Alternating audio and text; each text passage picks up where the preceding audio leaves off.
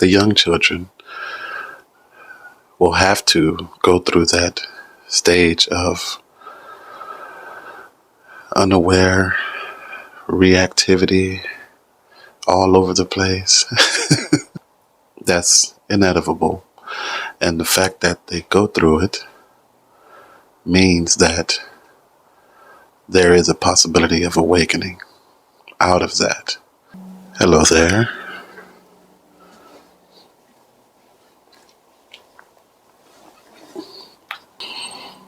Thank you for joining me here.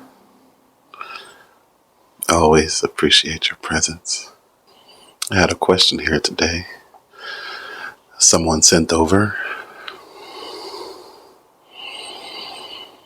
I think I remember the question. This was from one of our viewers here. The question read, can you make a video about how to bring in these aspects of being consciously aware, remembering to step out of the stream of thinking, becoming rooted in being, in the being dimension of who you are, the human being dimension, not just completely losing yourself in the human dimension, the doing. And another part of the question was, how do we teach it to our children, our young children? You may have heard me speak about my young child, 8 years old.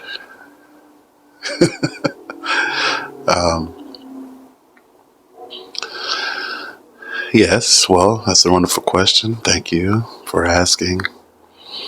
The young children will have to go through that stage of unaware reactivity all over the place. That's inevitable.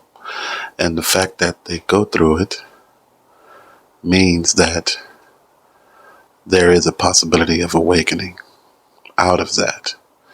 But let's say without going through that, it will be much more traumatic for anyone to awaken, because they haven't had any of the unconsciousness to push them to awakening. Now, some people have to be pushed to extreme measures to awaken, almost dying and so on. But it doesn't have to be that extreme if you conceptually, let's just say, know about it before that. And that's probably why we're here. So with children, teaching them to be that presence relies on your reactions to the things they do. Will your reaction take them out of that rooted state of being, even if it's a small amount of being in them? And most of the time they're however they are.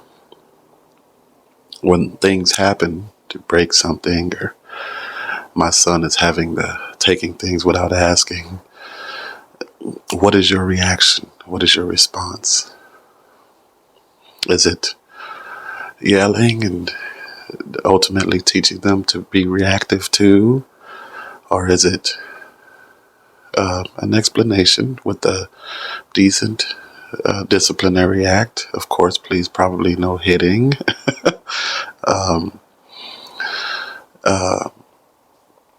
Some kind of something out of that, but non-reactive, coming from presence, coming from spaciousness, conscious awareness, and speaking to them and so on. Ultimately, you are teaching them by being the presence, by being rooted deeply. Yes, the children will still pick up things at school, out in the world, but ultimately, throughout their young years, if the things that they do and come across and whatever they do, the certain response from you will represent how they are within themselves.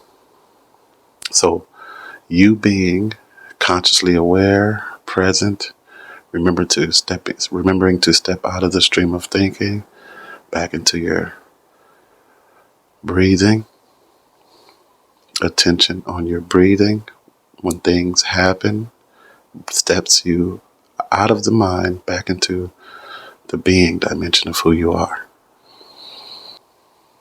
You may even notice as I'm talking here with you, as I pause for a second, that's stepping out of the stream. Doesn't have to be long. 1 second, 2 seconds. Just know that you don't have to continue. Of course, that's for me, but same thing when things happen with your children.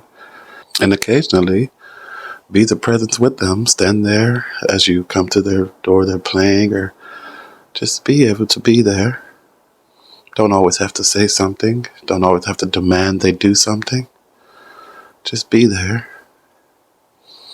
I make little games with my son, and it's a game we play starting now.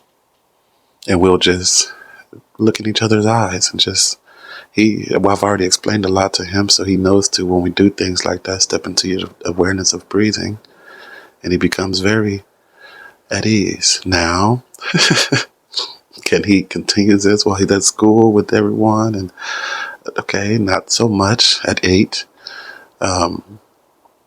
But these are good practices that lead to them being aware of their inner self, their inner aliveness.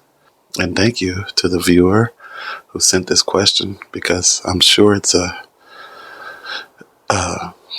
wonderful help to many other people, many other parents, because it's, yes, doing it right here, coming on Talks with Michael Young and talking about it and being it.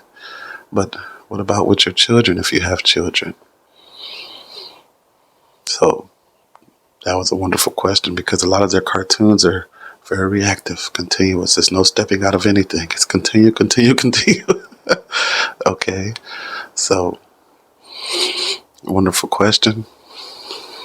Let's take a moment here, as we can, to step out, step into your anchors, that we call it, your inhalation,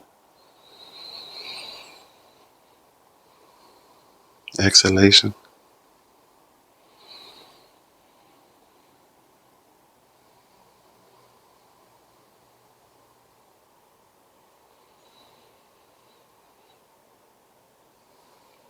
Take it a step further. Look around the room as if you've never been there, while following the breathing.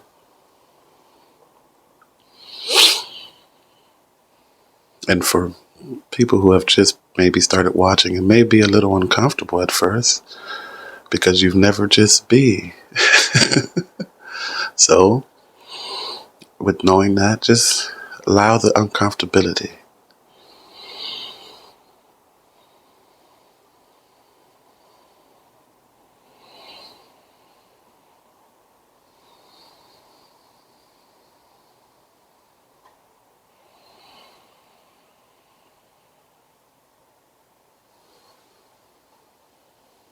Know that that uncomfortability will shift to comfortability and deepening your presence. Practice it with children too. I think I should probably mention, be very careful with not making it a chore. It's better if it's a game. Because, of course, if you make it a chore or something they need to do, they won't want to do it. So that's why I use some things just come through me, and then it emits presence to my son, so it helps. But ultimately it's no, okay, it's 10 o'clock in the morning, come, let's have a seat. And no, it's not like that. It comes with what he comes to meet with, it comes through that.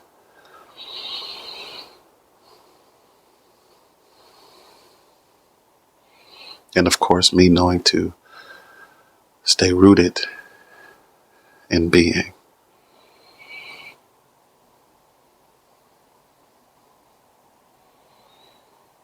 Thank you.